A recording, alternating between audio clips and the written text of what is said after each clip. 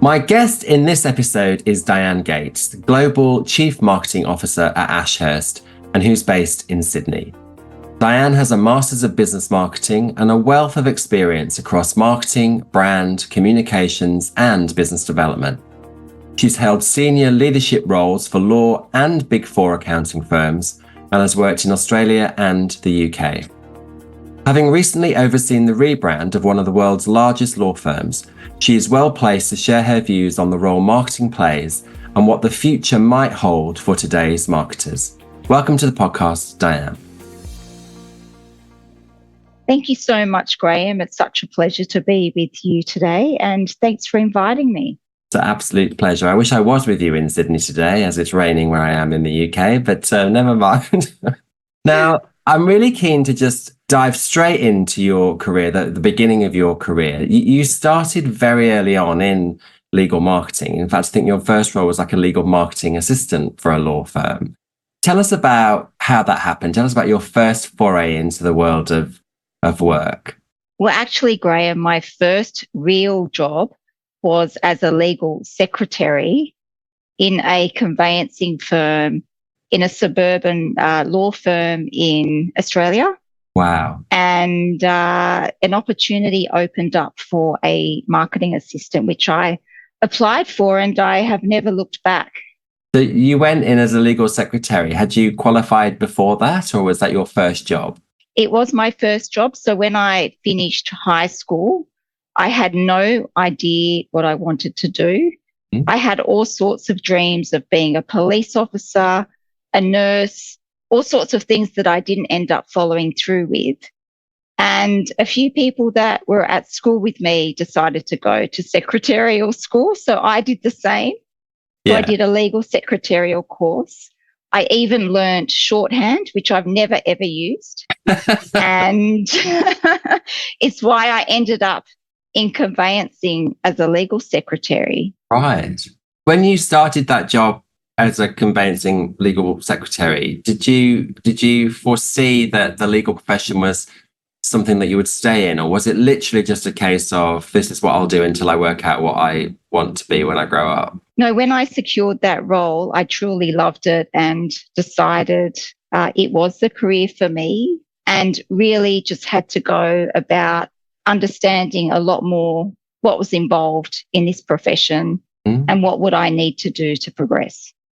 That's amazing insight to have at the beginning, because I would imagine being a legal secretary in a small suburban law firm, was it quite sort of hierarchical, and what was it like being a legal secretary? It was very hierarchical, and I was very bad at it, so I often got into trouble for doing the wrong things, which was one of the reasons I thought I'd better get out of here and find something else that I'm better suited for. So how did you go from being a legal secretary in a suburban law firm to being a marketing assistant at a more commercial law firm? So there was a internal position within that same firm in the big city office, and I applied and was successful, and it all really kicked off from there. What was marketing back in the day? Like, what were you doing in that marketing job when you first started? One of the first big projects that I remember is doing the ticketing for a sponsorship that we had with the Bell Shakespeare Company, and using my highlighter pen to organise where this group of 100 clients would sit. So that was the type of work that I was doing back then. Some would say that nothing's changed. No, that's right. I'm sure that's exactly the type of work people would be doing today. In relation to something like that. But, marketing assistant type, sort of administrative things. I can't barely remember back then actually now, but I do remember doing that particular project, which was funny. Now, one of the first law firms that you worked in business development and marketing was actually Ashurst before it became Ashurst. So that was, I hope you don't mind me saying, over 20 years ago when you first worked for the firm that is now Ashurst. And now here you are as the Global Chief Marketing Officer. When you got this job, the Global Chief Marketing Officer job, was there a moment when you sort of thought to yourself, gosh, I can't quite believe that, 20 years ago I was here as a marketing manager and now I'm back their global chief marketing officer. How did it feel to get that job at the time? I even think about it sometimes now, but what I could see during the quite lengthy interview process that I went through is that the firm is a very different firm now to what it was before. So when I worked for the firm before, it was very much an Australian firm, very well known, strong brand, but absolutely a domestic corporate firm. And I was really pleased actually going through the interviews to see how much it had changed. And of course, coming into the role, I'm actually very, very proud to be considered an alumni, or a boomerang, as we're called, that has come back, but really proud to see all of the changes that have occurred in the firm over that period of time. And when you think about the move from a domestic Australian firm to the global firm that we are today, it really is very impressive. It's very impressive how much they've transformed. It's also quite impressive how much you've transformed when we look at your CV and we look at what you've achieved. So you were in law for a while, and then you moved out into Big Four accounting, both working in senior roles with Deloitte and then PwC. How did those moves come about? What attracted you to moving to Big Four, having worked for the legal industry for quite some time? Well, it was interesting because when I moved from Blake Dawson Waldron, which was Ashurst at the time, I moved to a small law firm that happened to merge with PwC to become PwC Legal. Right. And that's how I ended up in PwC as the first Big Four that I had worked with through the acquisition that happened. So I was very fortunate to work on that acquisition from the other side, from the law firm side, and really, really pleased to end up in PwC as the business development director for PwC Legal in its newly formed entity. And at that time, before you moved into that, you'd done a formal qualification in marketing. So you'd gone to college or university or whatever it was, and you'd got yourself a master's. That was the first real formal qualification that you had. How did that change your experience at work? What did it add any value to you getting that qualification? Well, when I moved into the marketing role, as I said before, I truly loved it and knew that it was the career for me. But marketing as a profession, like many other professions, needs professional qualifications. And I undertook that study because I knew it would give me confidence and it would also make me more credible to potential employers. And that's why I studied the Masters of Business, majoring in marketing as a mature age student, because in particular, I felt that confidence was important, so that when I went about my various roles and the interviews and so on to continue progressing my career, it was absolutely expected that I would have a professional qualification.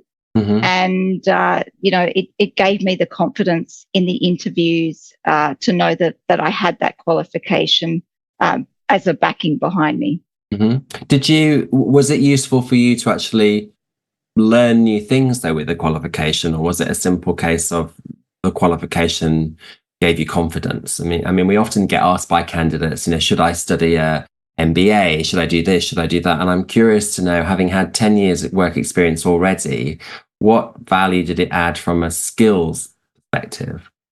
Will I give you the honest answer? Yes, please. Well, after 10 years in the profession, when I started studying, or when I studied the Masters of Business, I found the study to be very theoretical. And it's interesting to think about how you would actually apply it in your workplace. And I discovered that actually there wasn't much that I would apply at all. I learnt about the 7 Ps of, working in a professional organization and, product, place, price, and all of that sort of thing. Yeah. But by then I had already known about all of that and was knee deep in working in that sort of an environment. So it was very theoretical, but I had the qualification and that's all that mattered. Let's pause and take a deep dive into what we've heard so far. I find it interesting that she'd been working for a decade very successfully, but without a formal qualification, and that when she decided to study, it was mostly for confidence, because she felt it was necessary, which I believe back then it was. And I wonder if today we would put as much store into theoretical-based study, or whether shorter courses focused on skills training are more useful. I absolutely love that she knew instantly that she wanted to work in the legal industry, and that after 20 years she returned to Ashurst in the most senior marketing role globally, having originally worked there as a manager. Let's go back and hear how she does this global job from Australia, and also her thoughts on the future of legal marketing.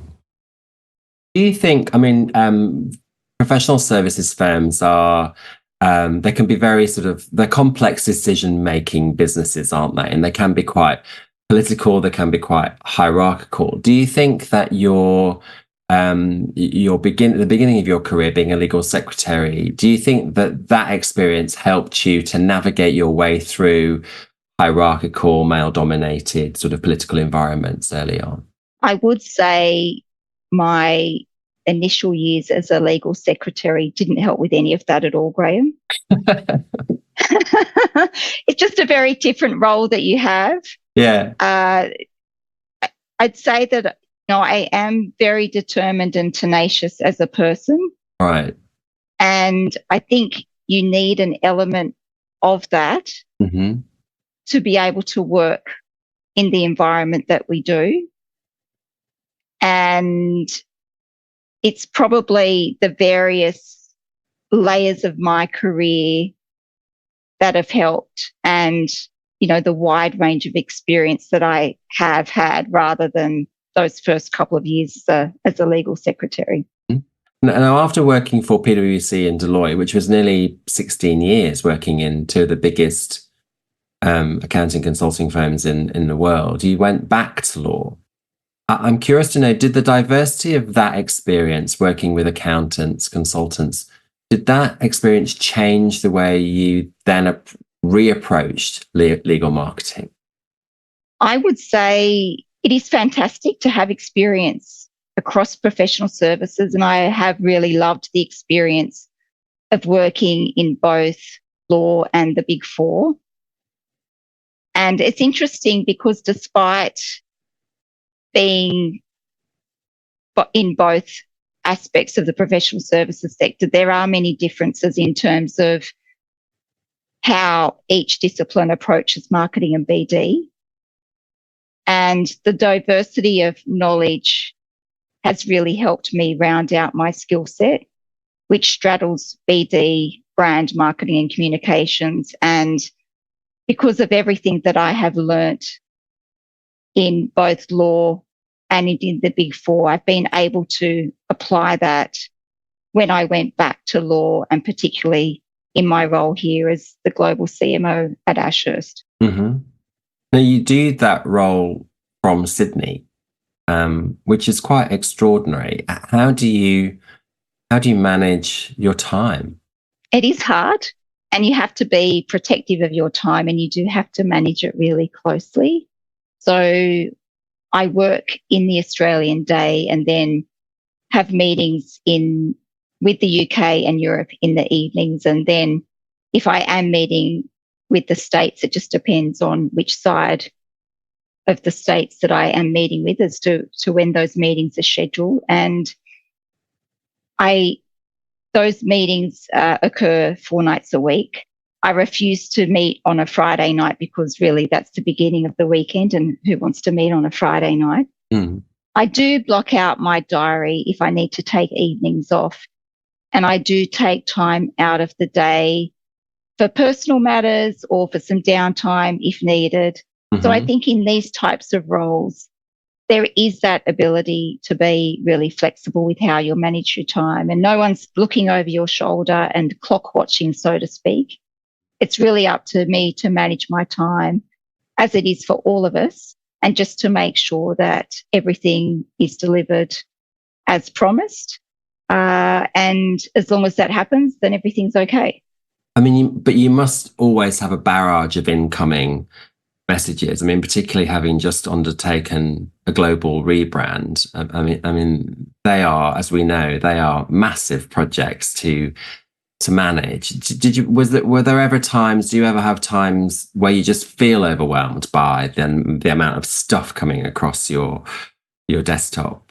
Absolutely. And that rebrand that we did was a significant project. And I would wake up in the morning sometimes to see 300 plus emails waiting for me, which, as you can imagine, takes 2 days to respond to. So I'd have to very, very quickly scan them and get on with everything else that needed to be done to make sure that we were hitting the milestones in relation to the rebrand. And so I certainly do feel overwhelmed at times, and we all do. But I do like working to a strategy, and I'm very good with plans and lists, which helps me a lot. And to overcome this, and let's face it, a panic attack or otherwise, I do remind myself of my priorities, what I have to do, and really break down the initiatives into tasks that are easily achievable so that I can see the progress that I'm making. It's also good to spend time with peers and colleagues feeling a bit stressed just to see how other people are dealing with things. And, you can always go for a walk, or you can always head over to the kitchen for a glass of wine if all else fails. I think you mean your kitchen, not the work kitchen. My kitchen, absolutely. As long as it's after 5 and there's not much else going on. Well, the thing you need to be careful of is after 5 somewhere in the world for you, right? So yeah, no, that's right, exactly. No, I'm always conscious of that too, Graham. Thanks for reminding me. Hi, I'm Katie Rosser, co-founder of Seldon Rosser, and we are passionate about helping people maximise the return on their own career investment. Visit seldonrosser.com to see a range of career opportunities and access career guides and market information such as salary surveys and articles. Our career goal is to help you get your next great job and make your own big splash in the world of work. Now, it is important for you in your role, I suppose, to think about the return on investment that all the various different sort of initiatives that you're responsible for in marketing globally. One of the things that Ashurst did recently was sponsor the Melbourne Grand Prix.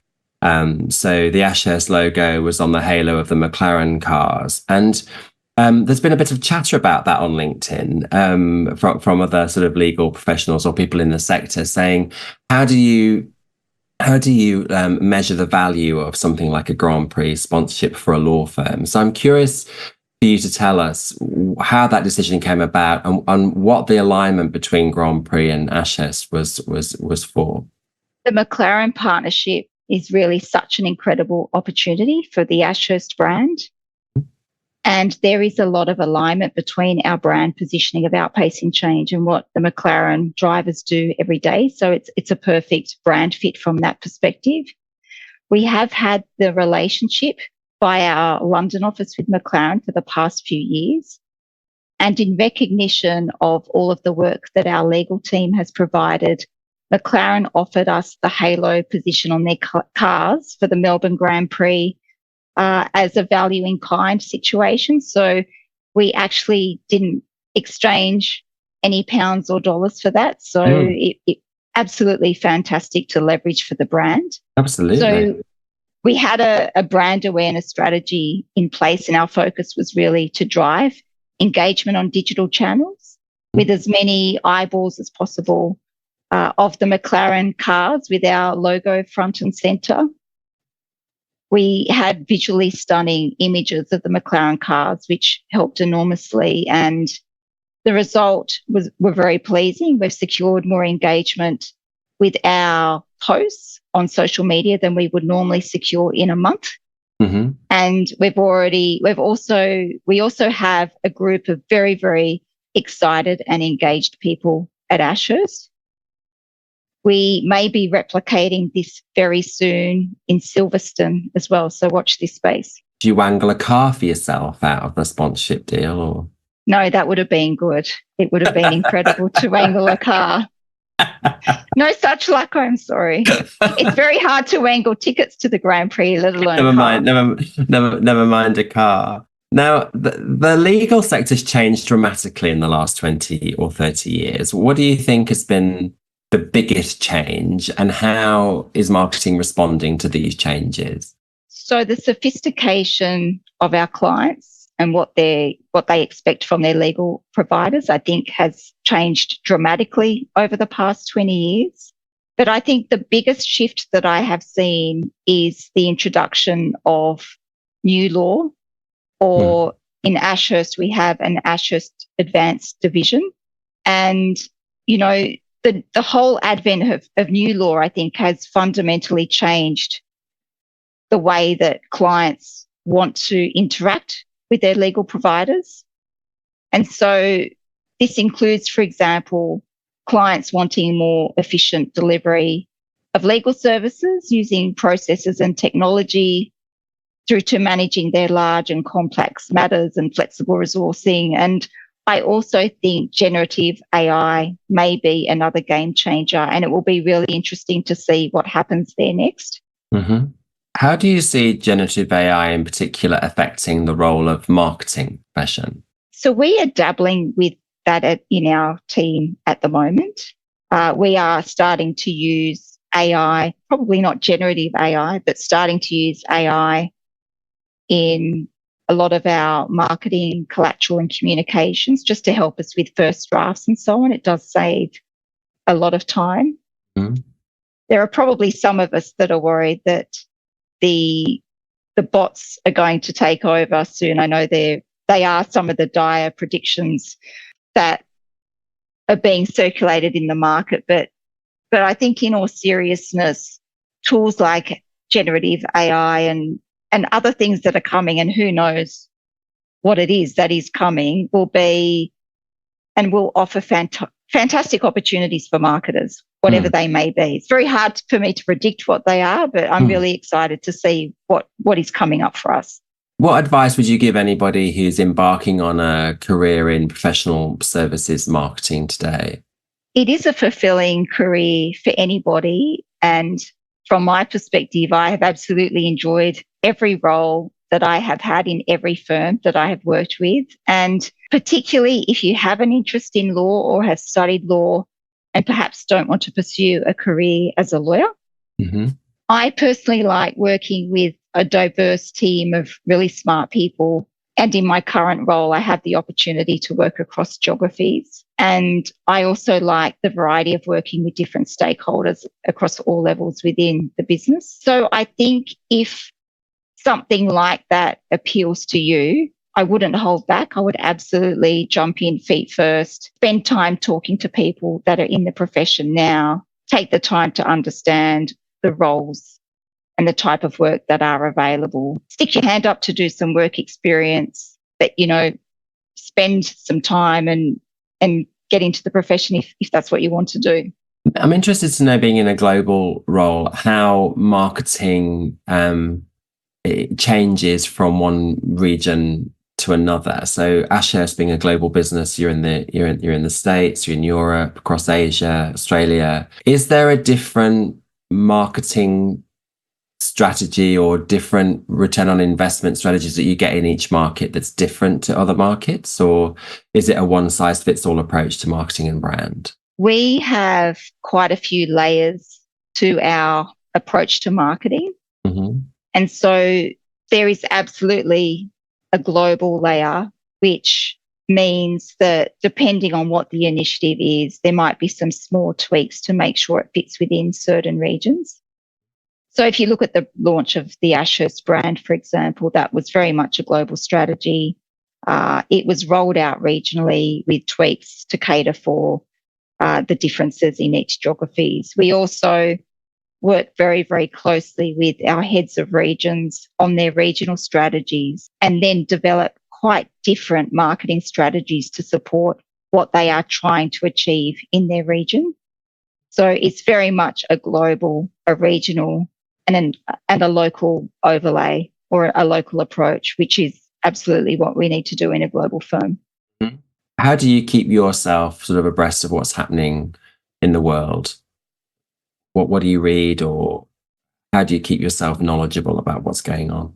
I have all sorts of alerts that I wake up to every morning, which probably forms part of the 300 emails that I've mentioned.